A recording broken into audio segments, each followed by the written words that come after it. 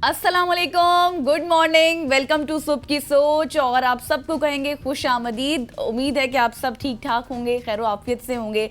मेरे साथ हैं हसनैन लियाकत, मेरे साथ हैं गजल अशरफ। गजल, आपको बहुत बहुत मुबारक हो। आपको भी मुबारक हो। पूरी कौम को मुबारक हो कि हमने इंडिया को नाकूद चने चबाएं।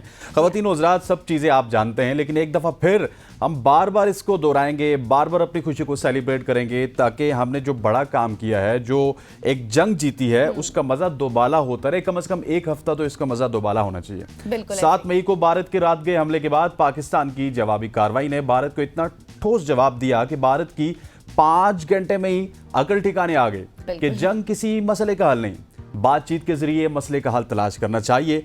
9 और 10 मई की दरमियानी शब में भारत की जानिब से पाकिस्तान की नूर खान एयरबेस समेत पाकिस्तान के मुतादिद मकामात पर हमले करके बाकायदा जंग का आगाज किया, जिसके कुछ घंटों के बाद पाकिस्तान ने ऑपरेशन बुनियानुल मरसूम का आगाज किया और भारत के बेशतर एयरबेस समेत मुतादिद फौजी मकामात पर फतह हासिल की।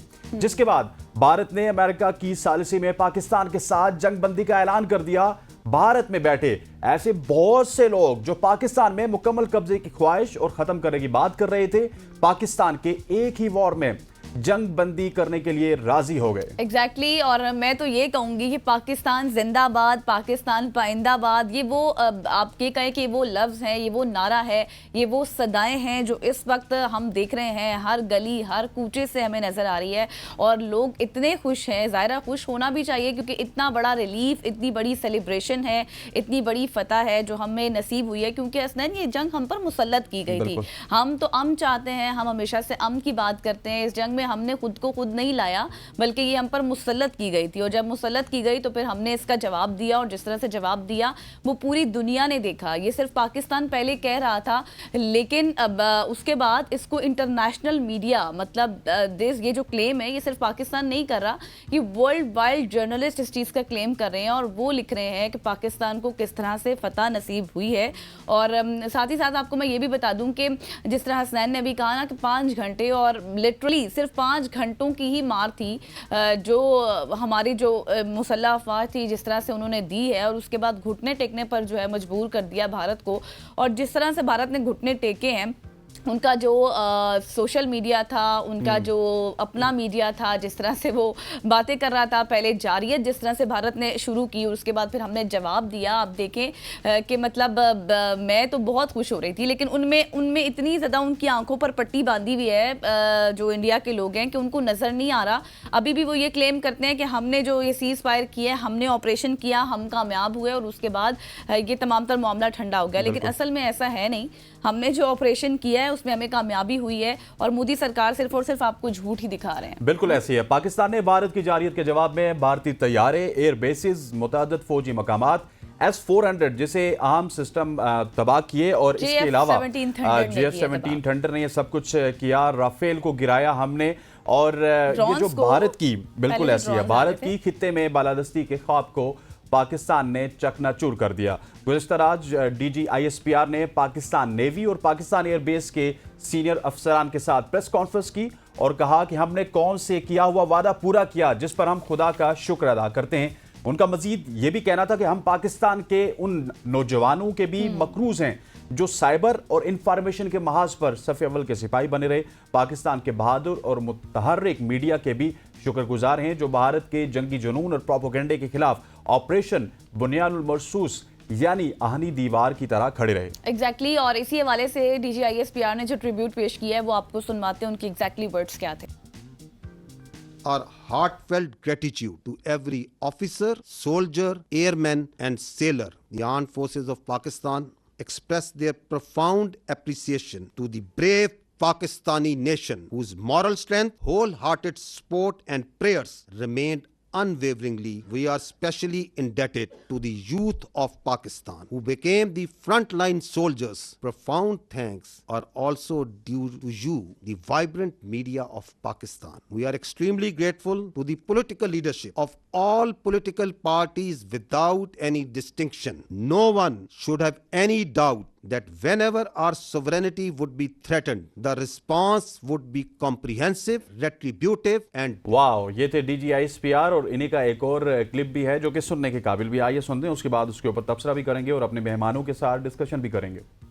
which had fired missiles on Pakistan, killing innocent civilians, are flower-like children that were used to target Pakistani citizens and those enterprises that were responsible for fomenting terrorism in Pakistan. Pakistan's response was a textbook demonstration of integrated tri-services jointness, enabled by real-time situational awareness, network-centric warfare capabilities, and seamless multi-domain operations. This synergy across air, land, sea, and cyber domains allowed for precision engagements, overwhelming lethality, and rapid tempo. तो ये DGISPR का shot था और इसके अलावा भी उन्होंने बात की है जिसमें उन्होंने कामयाबी से बताया कि हमारी जितनी भी पाक फ़ज़ाइयाँ हैं उन्होंने जो मेन अहदाफ थे इंडिया के उनको निशाना बनाया, वो सुनिए। Pakistan Armed Forces have delivered the promise made to our people. Using precision-guided long-range Fateh series missiles F1 and F2, 26 military targets as well as facilities. The targets included Air Force and aviation bases at Suratgarh, Sirsa, Bhuj, Nalia, Adampur, Bhatinda, Barnala, Halwara, Avantipura, Srinagar, Jammu, Udhampur, Mamoon, Ambala, and Pathankot. S-400 battery system at Adampur and Bhuj was also attacked by our proud Pakistan Air Force, like field supply depot at Uri and radar. सही जी, तो ये आपने देखा कि किस तरह से कामयाबी से इंडिया के अहदाफ को निशाना बनाया गया है। हमारी मुसल्लह अफवाज शाना बशाना खड़ी थी और उन्होंने कहा था पहले से कि जब हम जवाब देंगे तो बताने की जरूरत नहीं पड़ेगी बल्कि दुनिया देखेगी। और इसी सारी सूरत हाल पर बात करने के लिए हमें ज्वाइन कर चुके हैं कोमोडोर वजीउल हसन साहब। सर, बहुत शुक्रिया आपके वक्त के लिए और वेलकम टू सुबह की सोच। सबसे पहले तो सर ये बताएं कि जिस तरह से हमने सारे शॉट्स बताए, हमने एक तमीद मानी जो कुछ हुआ, आप बताएं कि लोगों को तो मैं यही कहूँगी कि कैन यू इवन इमेजिन कि हम इससे कई ज़्यादा कर सकते थे लेकिन हमने नहीं किया क्योंकि हम अमन की बात करते हैं। सारी सूरत हाल को आप कैसे देख रहे हैं? बिस्मिल्लाहिर्रहमानिर्रहीम। सबसे पहले तो अल्हम्दुलिल्लाह रब्बिल आलमीन, अल्लाह ताला का हमारे ऊपर बड़ा करम है कि अल्लाह ताला ने हमें जो हमने प्लानिंग की, जो हमारी अफवाज ने, पॉलिटिकल लीडरशिप ने जैसे सिचुएशन को सोचा उन्होंने उसी तरह अमली जामा पहना सके। अच्छा, मैं आपको बताता चलूं कि जंग जो है ये एक सोशल एक्टिविटी है, ये कहीं गुस्से में नहीं लड़ी जाती। जंग जो है किसी एक फरीक की बेवकूफ़ी से स्टार्ट हो सकती है, लेकिन इसको ख़त्म करने के लिए कम से कम एक फरीक का अक्लमंद होना, दानिशमंद होना और दूर अंदेशी से सोचना बहुत ज़रूरी है। पाकिस्तान, जैसा कि आपको पता है, हमेशा से अमन का ख्वाह है। पाकिस्तान ने हमेशा खित्ते में अमन की बात की है। पाकिस्तान ने हमेशा by the international norms and rules के तहत और इंटरनेशनल लॉ के तहत अपना काम हमेशा चलाने की कोशिश की है और हमेशा से इसी की काविश करते रहे हैं। तो आप ये देखें कि हमारी जितनी टारगेटिंग थी वो मिलिट्री टारगेट्स हमने स्ट्राइक किए और हमारी बड़ी प्रिसिशन स्ट्राइक थी और हमने जो कहा वही डिलीवर किया, अल्हम्दुलिल्लाह रब्बिल आलमीन। इस पूरे मामले में Pakistan army, Pakistan air force का जो है वो बहुत माशाल्लाह ज़बरदस्त रोल है और सबके सामने ये आ रहा है जो चीज़ सामने नज़र आती रही है। मैं आपके पास थोड़ी सी फोकस करूंगा पाकिस्तान नेवी या पाक बहरिया की तरफ। पाकिस्तान का जो कोस्टल लाइन है वो तकरीबन 1000 किलोमीटर लंबी है और पाकिस्तान का तकरीबन 3,500 square kilometre, 3.5 lakh square kilometre का एरिया जो है वो एक्सक्लूसिव इकोनॉमिक जोन के जुमरे में आता है। तो जब 22 अप्रैल को ये पहलगाम का इंसिडेंट हुआ तो फिर जैसा कि कल आपने देखा होगा जो हमारे वाइस एडमिरल रबनवाज हैं DCNS ऑपरेशंस पाकिस्तान नेवी के, उन्होंने बड़ा अच्छे तरीके से ब्रीफ किया कि विद इन आवर्स हमारी फोर्सेस जो हैं वो जो रिक्वायर्ड जगह के ऊपर थी वो डिप्लॉय हो गई थी। ये मैं आपको बताता चलूं कि समंदर की जंग और जमीनी जंग का एक बड़ा खास फर्क ये है कि जमीनी जंग या तो दुश्मन की सरजमीन पर लड़ी जा रही होती है या अपनी सरजमीन पर लड़ी जा रही होती है, लेकिन समंदर की जंग जो होती है वो इंटरनेशनल स्पेस में लड़ी जाती है, इंटरनेशनल समंदरों में लड़ी जा रही होती है for most of the time.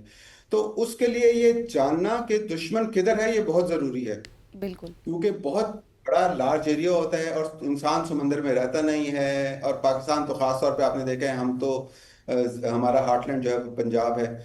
तो जब जैसी फोर्सेस निकली उनका अपनी फैमिली से ताल्लुक खत्म हो गया और वो अपने काम के ऊपर फोकस हो गए। और फिर शुरू में एक उनके एयरक्राफ्ट कैरियर की खबर आई कि जी एयरक्राफ्ट कैरियर जो है वो समंदर में पाकिस्तान की तरफ आगे बढ़ रहा है।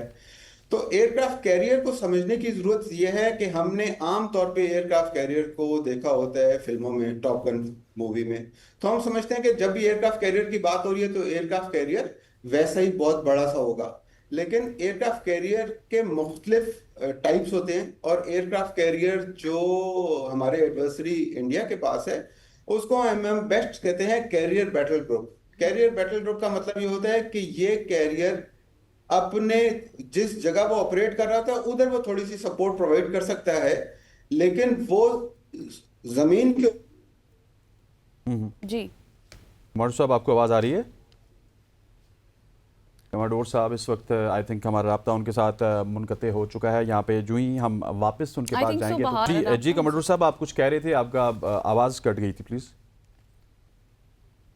ठीक, अभी तक हमारा राब्ता उनके साथ बहाल नहीं हुआ, और इसी हवाले से जो है हम डिस्कशन को कंटिन्यू रखेंगे। और बहुत सारे ऐसे लोग हैं जिनके साथ हमने आपकी गपशप करवानी है। लेकिन पाकिस्तान नेवी के हवाले से गज़ल बात की जाए तो पाकिस्तान नेवी का कल भी जिस तरह वहाँ पे एडमिरल साहब थे वो ये बताते हुए हमें नजर आए कि हम तो साइलेंट किलर हैं और बिल्कुल खामोशी से तमाम तर चीज़ों को देखते रहे। स्पेशली और कॉमोडोर साहब भी यही हमें बता रहे थे ना कि किस तरह से दुश्मन को देखना कि वो कहाँ पर है, उसको टारगेट करना थोड़ा सा मुश्किल होता है। और एक बार फिर से शायद हमें उन्होंने ज्वाइन कर लिया है। जी कॉमोडोर साहब, आप अपनी बात को कंटिन्यू कीजिएगा।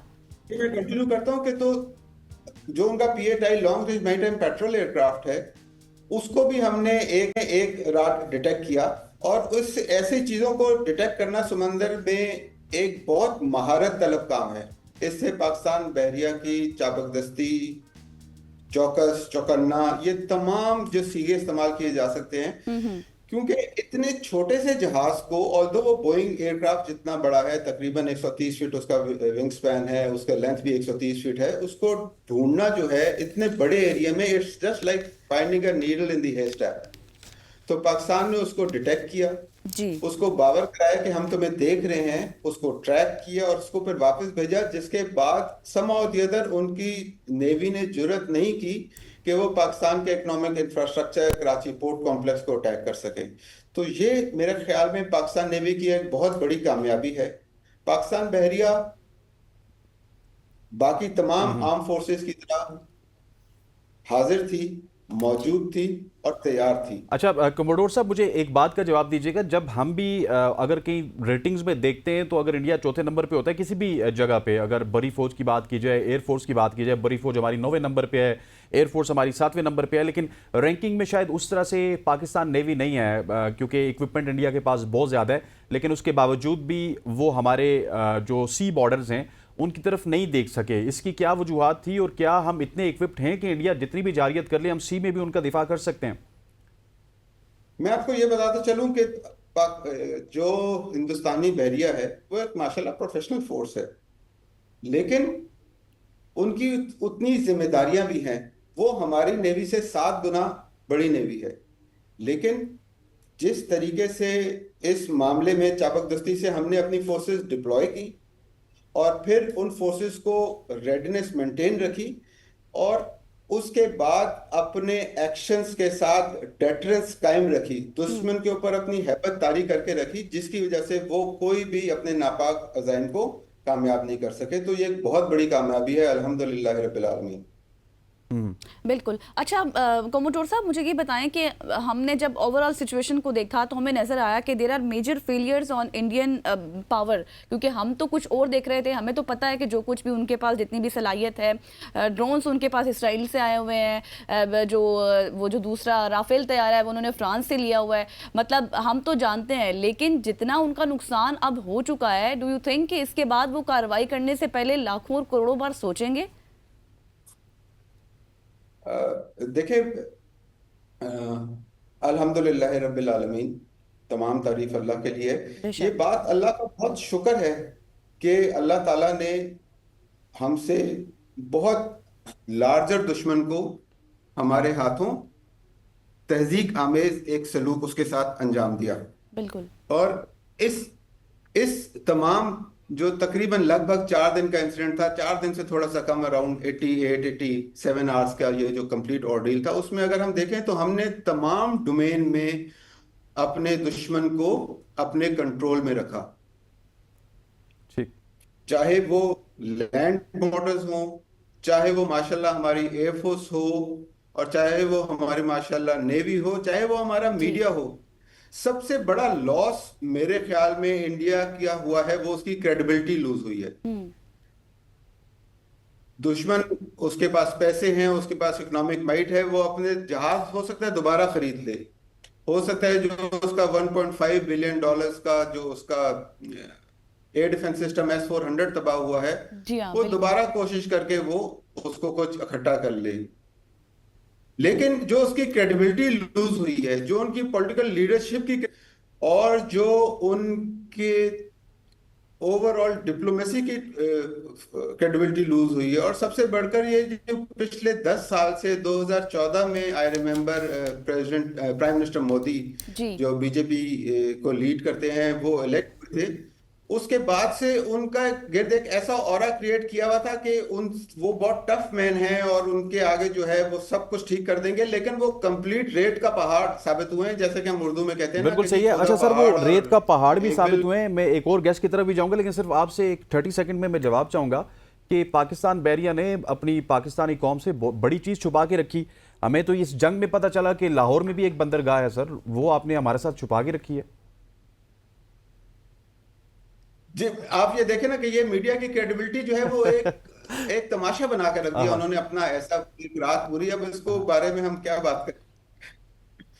बिल्कुल ऐसे ही है। और इसी हवाले से वजी साहब आप हमारे साथ रहिएगा, बिल्कुल आपसे गपशप करेंगे। लेकिन सना हारून भी हमारे साथ मौजूद है, जो कि जिस मीडिया की मैं बात करूं, गजल मीडिया, जो कि लाहौर में एक बंदरगाह भी तैयार कर चुके थे कि लाहौर की बंदरगाह को तबाह कर दिया पाकिस्तान नेवी ने।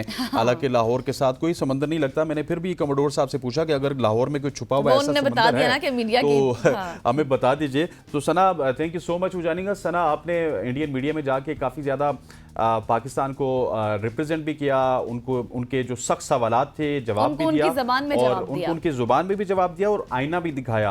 आप कैसा फील कर रही हैं, और इस वक्त इंडियन मीडिया कैसा फील कर रहा है इस तमाम सूरत हाल को?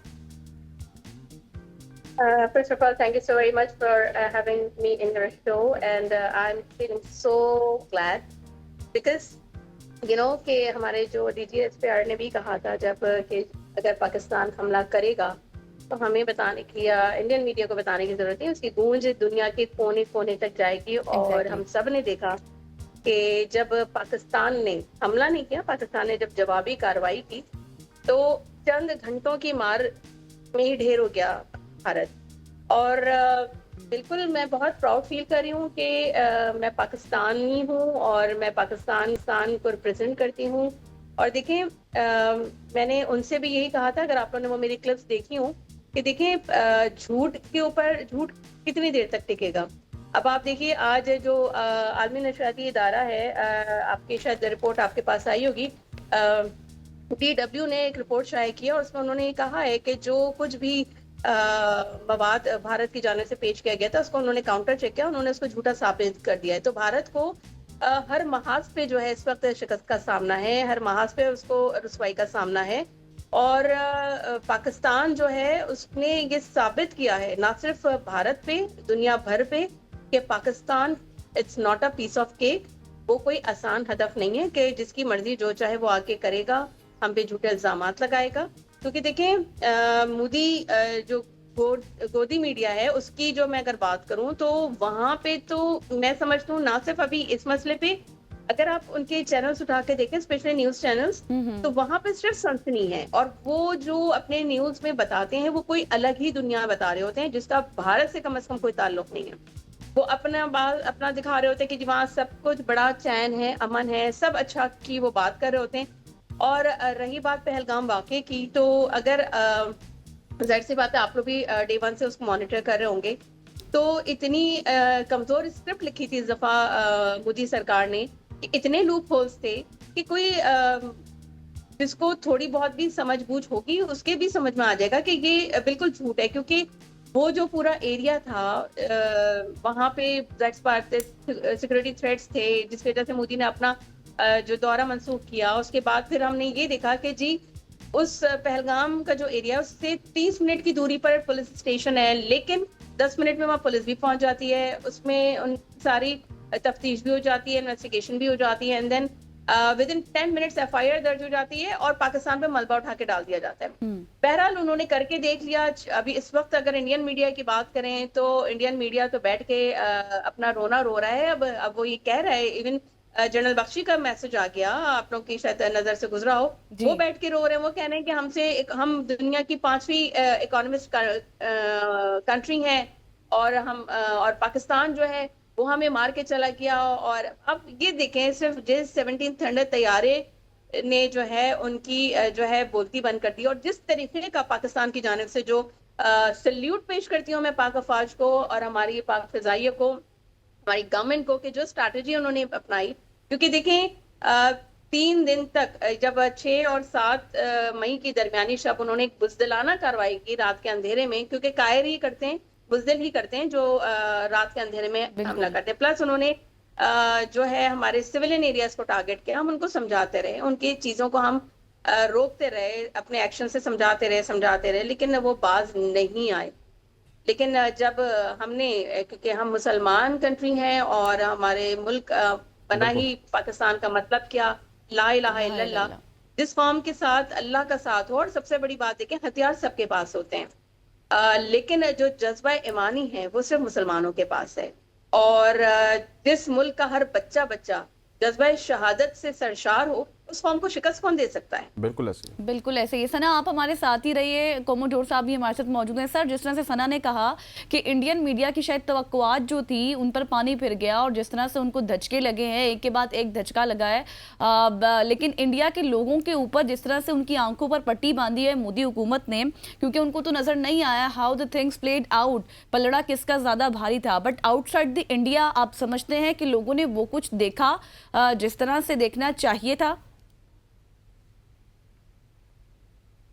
कोमोडोर साहब। जी बिल्कुल जरूर। मुझे तो ऐसे लगता है कि इंडिया ने अपनी आवाम को एक अजीब से रजीम ऑफ ट्रुथ के अंदर कैद करके रखा हुआ है, जिसमें जो वो समझते हैं या उनको बताना चाहते हैं सिर्फ वही देखते हैं। और इसकी सिर्फ एक मिसाल ऐसी है कि बाकी दुनिया ने इस मामले को कैसे देखा है कि जैसे ही ये हमारा पहला राउंड कंप्लीट हुआ हॉस्टिलिटीज का, जिसमें उनके 3 राफेल जहाज और उसके बाद MiG-29 और Su-30 जो है वो गिरे, तो उसके बाद से हमने देखा कि जो चाइनीज मैन्युफैक्चरिंग कंपनी है चंदू, उनके, जबकि दासू जो के राफेल का OEM है, उसके शेयर्स जो हैं उनके ऊपर थोड़ा सा गिरावट का शिकार हुए। तो ये एक ट्रेंड है जो दिखाता है कि हर किसी ने इस जंग को एक मुख्तलिफ नजरिए से देखा है और वो आइडेंटिफाई कर सकता है कि इसमें भारत को बहुत शर्मनाक क्रेडिबिलिटी लॉस हुआ। बिल्कुल ऐसे। अच्छा सना, मुझे ये भी बताइएगा कि जो भारत और पाकिस्तान के दरमियान फ्लैश पॉइंट था वो था जम्मू कश्मीर का और मकबूजा कश्मीर, आज़ाद कश्मीर, इस तमाम तर रीजन का, जो कि मेरा ख्याल है कि अगर पिछले 20 साल में बात की जाए तो बिल्कुल मसला दब गया था। अब भारत की इस हमाकत को लेके अब तो ट्रंप भी ये कहना स्टार्ट हो गए कि फ्लैश पॉइंट के ऊपर बात होगी। तो कश्मीर इशू को किस तरह से पाकिस्तान अब आगे लेके जा सकता है? देखिए, ये बहुत जबरदस्त इस वक्त जो है ना, मैं कह रही हूँ कि पाकिस्तान के जो है ना कोर्ट में बॉल है। अब क्योंकि हम भी जब ट्रांसमिशन कर रहे थे तो उस पर मैंने यही पॉइंट रेज किया कि इस वक्त हमें अपनी टर्म्स एंड कंडीशंस पे बात करनी चाहिए, क्योंकि सीज फायर का जो ये भी मुआहदा तय पाया, क्योंकि आपको भी पता है कि जितनी पिटाई हो रही थी भारतीय पायलट्स की, और जो वहाँ पे हमारे जवानों ने जो तबाही मचाई है, सिर्फ हमारे 2 पायलट्स ही काफी थे, भारी थे उनके ऊपर। और उसके बाद जो है सरेंडर तो ऑब्वियसली एक तरीके से भारत ने ही किया है, क्योंकि उन्होंने ही बैकडोर से मिन्नतें शुरू कर दी थी अमेरिका की। लेकिन इस वक्त कश्मीर का इशू जो हाईलाइट हुआ है, तो अब बहुत इस वक्त पाकिस्तान की जानिब से बड़ा फर्म स्टैंड होना चाहिए कि वो बात करें इस मसले के हल के लिए, क्योंकि ये इतने सालों से जो है मसला कश्मीर चला आ रहा है। लेकिन अब बहुत हो गई है, क्योंकि वहाँ की आवाम भी खुद जो है बहुत ज़्यादा परेशान है मोदी हुकूमत से, वहाँ के लोगों से, जिस तरीके का वहाँ पे रवैया रवा रखा गया है मुसलमानों के साथ, बिलखुसूस कश्मीरियों के साथ। तो ये मसला अब हल होना चाहिए, क्योंकि आप देखिए कि जो ये पहलगाम वाक़े के बाद जो उन्होंने हरकतें शुरू की वहाँ के लोगों के साथ, क्योंकि वहाँ पे बेचारे लोग भी शहीद हुए, और प्लस उन्होंने वहां पे लोगों के लिए जमीन तंग करनी शुरू कर दी थी, वहां पे लोगों को दरबदर होने पे मजबूर किया, बच्चों के साथ, बड़ों खवातीन के साथ ज्यादतियां की गई, और बहुत बुरा, मतलब उनके साथ इंटरनेट सर्विसेज वहां की मुनक़ता कर दी गई कि वो किसी से राब्ता ना कर सकें।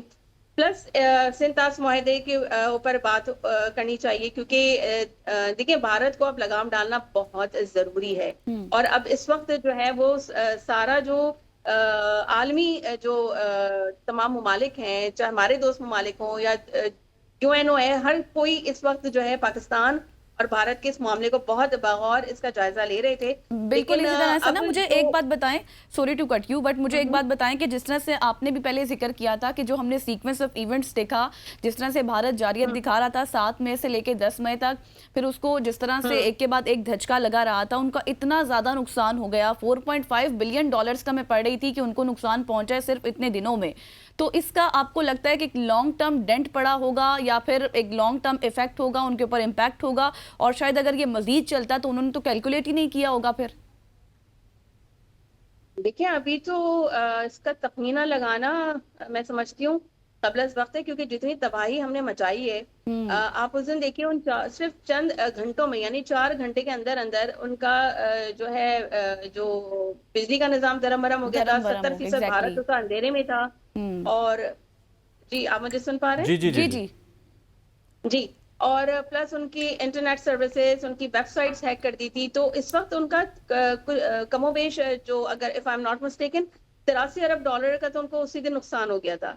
अभी तो वो बैठ के अब तखमीना लगाएंगे, कैलकुलेशन करेंगे कि आखिर उनको कितना नुकसान हुआ है, और उनके जो अभी तो देखिए उनको बहुत महाज पे जंगें लड़नी है। ठीक हो गया। अभी फ्रांस अच्छा उनके सना, मैं पीछे जरा लगा हुआ है। वजी साहब की तरफ जाऊंगा, उनसे भी पूछूंगा। वजी साहब, क्योंकि आपका ताल्लुक पाकिस्तान नेवी से भी है, पीएनएस विक्रांत की बहुत ज्यादा बात हो रही थी कि विक्रांत हमारे करीब पहुंच आया, विक्रांत की जो सलाहियतें उनको हम मैच नहीं कर सकते। इस हवाले से थोड़ा सा हमें डिटेल तो बताइएगा कि विक्रांत का इतना शोर था लेकिन विक्रांत भी कुछ नहीं कर सका।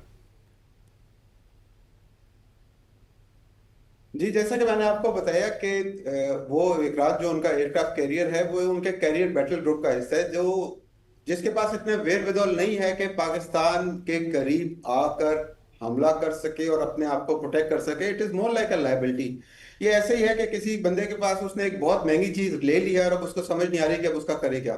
बिकॉज ज्यादा पिछले हमने पहलगाम, जो पिछला हमारा पुलवामा इंसिडेंट हुआ था 2019 में, उसमें भी देखा था और उससे पहले भी देखा था कि सम और दी अदर वो अपने कैरियर को बचाने में ज्यादा लगे रहते हैं बजाय उसके कि उसको प्रोफेशनली पिच इन करें इन दी बैटल। व्हाई?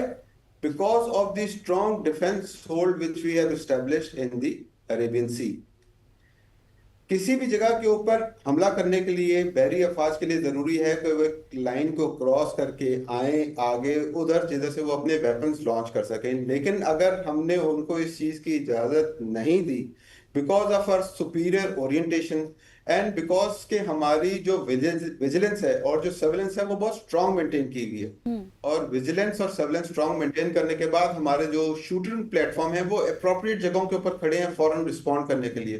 तो अल्हम्दुलिल्लाह रब्बिल आलमीन, अल्लाह ताला का बड़ा करम है कि पाकिस्तान नेवी बाकी तमाम सर्विसेज की तरह अपने मिशन में सुरखरू हुई।